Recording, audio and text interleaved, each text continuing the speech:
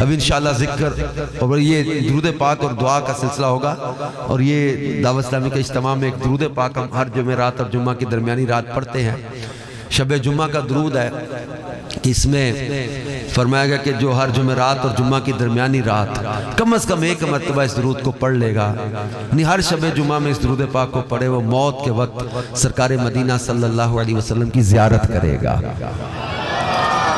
اللہم صلی وسلم وبارک علی سیدنا محمد النبی الامی الحبیب العالی القدر العظیم الجاہ وعلی آلہ وصحبہ وسلم۔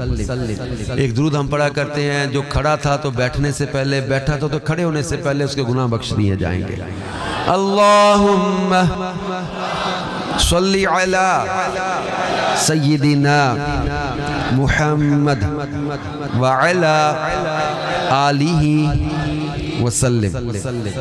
ایک درود پاک ہم پڑھتے ہیں، جو اس کو پڑھتا ہے 70 رحمت کے دروازے اس کے چہرے پر کھول دیے جاتے ہیں۔ صلی اللہ علی محمد۔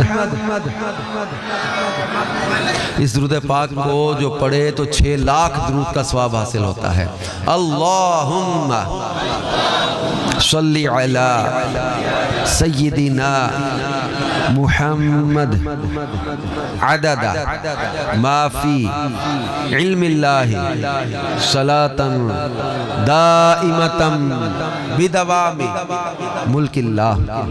اور ایک درود ہم پڑھا کرتے ہیں، جو اس کو پڑھتا ہے تو شفاعت مصطفیٰ صلی اللہ علیہ وسلم اس کے لیے واجب ہو جاتی ہے۔ اللہم صلی علی محمد وانزلہ المقعد المقرب عندک یوم القیامہ۔ ایک دن ایک شخص آیا تو اسے حضور صلی اللہ علیہ وسلم نے اپنے اور صدیق اکبر رضی اللہ عنہ کے درمیان بٹھا لیا۔ جب وہ چلا گیا تو لوگوں کو بڑا تعجب ہوا، یہ کون بڑے مرتبے والا شخص ہے؟ تو فرمایا کہ یہ جب مجھ پر درود پڑھتا ہے تو یوں پڑھتا ہے۔ وہ درود کیا تھا؟ اللہم صلی علی محمد کما تحب وترضى اور ایک دعا ہے جس کے بارے میں فرمایا گیا کہ جو اس کو پڑھتا ہے تو 70 فرشتے 1000 دن تک اس کے لیے نیکیاں لکھتے رہتے ہیں۔ جزا اللہ عنا محمدا ما ہوا اہل۔